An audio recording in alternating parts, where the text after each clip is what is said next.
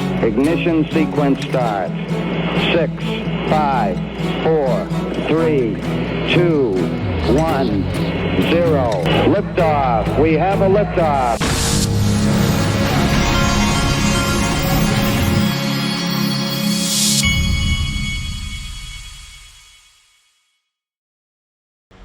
Hey everybody, this is the Digital Asset Investor, and we had ourselves a healthy little pullback from the crazy 48 hours we just came through in crypto.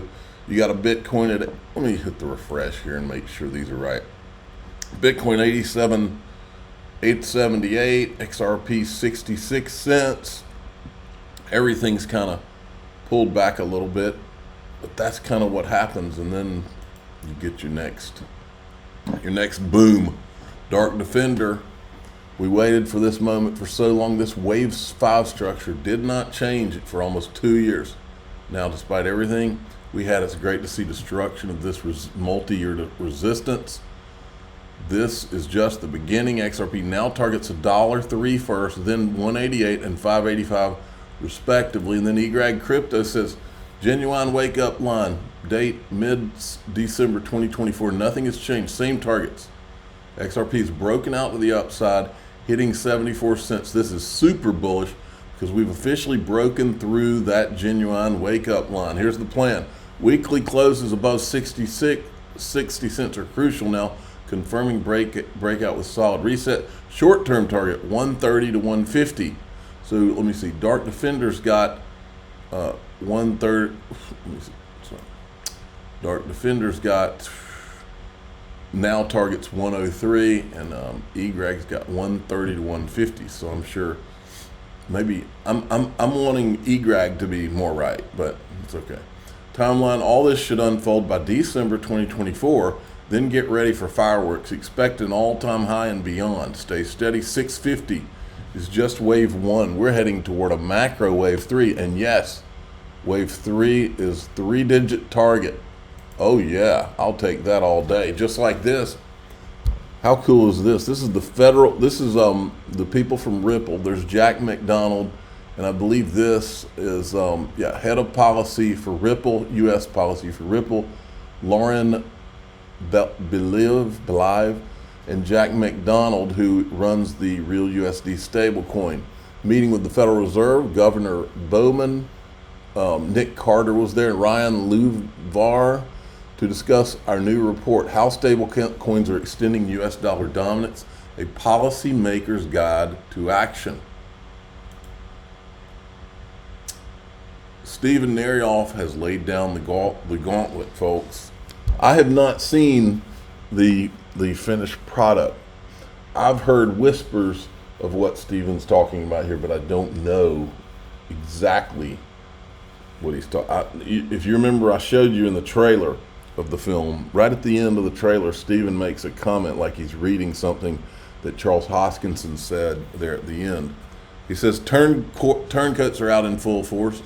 Charles Hoskinson, your sudden patriotic pivot and vague Trump team hints reek of desperation after years of discrediting me and attacking Ripple. Your hollow apology to the XRP community falls flat. This is damage control, not sincerity. The crypto community demands truth, not falsely created narratives. Your secret deals with those involved in ETHgate and silence on known CCP ties speaks volumes on your efforts to discredit this corruption. You made great efforts to discredit me, yet it was you who sought my help to make crypto legal, leading to my invention of the utility token and ICO that allowed Ethereum and much more of the space to flourish. Meanwhile, your contributions to crypto have been to pump your bags, create conflict, produce vaporware, and act as a false prophet while riding other people's coattails. I now understand why you needed to undermine my credibility and ETHgate. True patriots expose corruption and protect their country with honesty. You knew the truth and chose to mislead. You now hide behind a flag you never stood by. The truth will begin to unfold in the documentary Rigged from the Start, premiering this week. Follow the money, expose the liars, balance the powers, level the playing field. Accountability is coming. TikTok. All right, folks. I'm not, like I said, I haven't seen what what Charles has said. Now, at the same time, let me make sure. Okay. At the same time, we had this. Zach Rector confirmed this, where Brad Garlinghouse liked, I guess him saying Ripple actually met with Trump. Charles, or somebody saying Ripple actually met with Trump. Charles is talking about it. Now, then you got Brad Garlinghouse coming in. He's being a politician here. That's what CEOs do. Charles Hoskinson said, I just spoke with Brad Garlinghouse. He's a great CEO and extremely collaborative, and I'm excited to see how the future unfolds. You have to understand, in these kind of situations, Ripple has to, my understanding is that Ripple allowed David Schwartz to be in the film, okay, but the CEO and everybody else was not in the film. So I think Ripple has to play along to get along with other people in the industry, and I think that's probably why they didn't put themselves in the film. But if you remember, Stuart Alderati himself said that Hinman needed to be investigated in a tweet at one time. Multiple times Brad Garlinghouse has talked about how awful Jay Clayton and Gary Gensler are. And here's my position on this. And this is Brad thanking Charles Hoskinson. Now's the time for the crypto community to come together, push for a level playing field, and clear real rules of the road. A rising tide lifts all boats. My position is I'm all for this, even with Charles Hoskinson. But if Charles Hoskinson, and I'm not saying he did, but if this film exposes kind of what Stephen Neroff's saying, and Charles Hoskinson or anybody was helping the Chinese Communist Party try to dominate this industry, if that's what was going on, it doesn't, all this get along stuff, that gets thrown out the window, because there are repercussions for certain things. Now, again, I'm not saying that's what Charles Hoskinson did, but if that is what is proven, then that's a different can of tomatoes altogether. And I'm not saying it is. Next wave is here, tokenized securities. Last month, Ripple Swell Miami. This is from Securitize. Carlos Domingo joined the Power of Tokenization on Digital Era panel, discussing why time is now for tokenized assets or treasuries, offering yield, safety, institutional grade benefits. These assets have nearly doubled in the past 6 months, and we've driven over half that growth. The future of finance is here. And then this is funny. I need to pull. Let me see if I can pull. There it is. Okay, I'm going to pull this over to here. See if I can find the right spot. Here's Elon. First, the news is this. Okay, Elon Musk. This is hilarious. Statement from President Donald Trump. I'm pleased to announce that the great Elon Musk, working in conjunction with American patriot Vivek Ramaswamy, will lead the Department of Government Efficiency. So for the first time in my life, everybody in real business out here is always looking for efficiency and to save money. But in our government, once that money gets shipped to Washington, they just waste it on bullshit. It's been this way my entire life. And now you finally, for the first time in your life, you have a president who is going out of his way to create a department that goes at, their whole purpose is to cut out wasting money, which all these politicians, these idiots that have been running this country for all these years. That's the wrong word, actually, not idiots. These are corrupt criminals who have been intentionally taking this money and then just diverting it to all of what they want to do, instead of saying, hey, that's a waste of money, let's not do that. And now you got a president that's doing it. And you got an Elon Musk.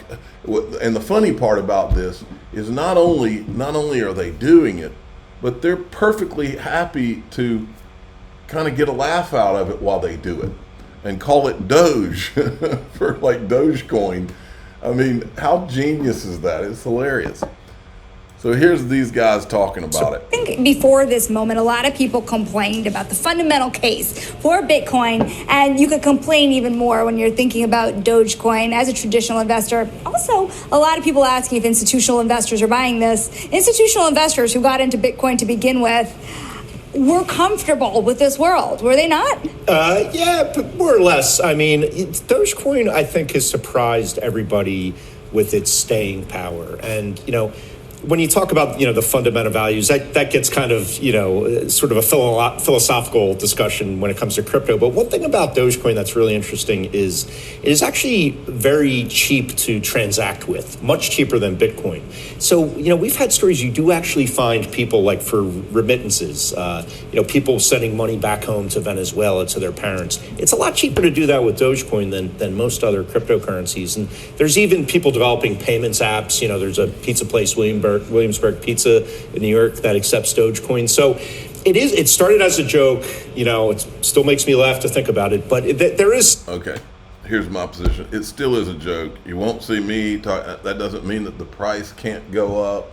It doesn't mean that there's a bunch of children out there that thinks it's funny. It doesn't mean Elon Musk can't keep tweeting about it and make people want to buy it and all that.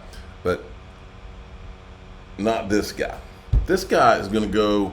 I'm focused on the people who are aligning themselves with the government and are things that are going to be taken seriously by at the institutional level. But I'm not saying that they're not going to, again, just like Bitcoin. I'm not. Look, these two. One's a joke. One is a joke technologically, and so I'm not saying they're not going to be allowed to live. I'm just saying that they can't go up in price.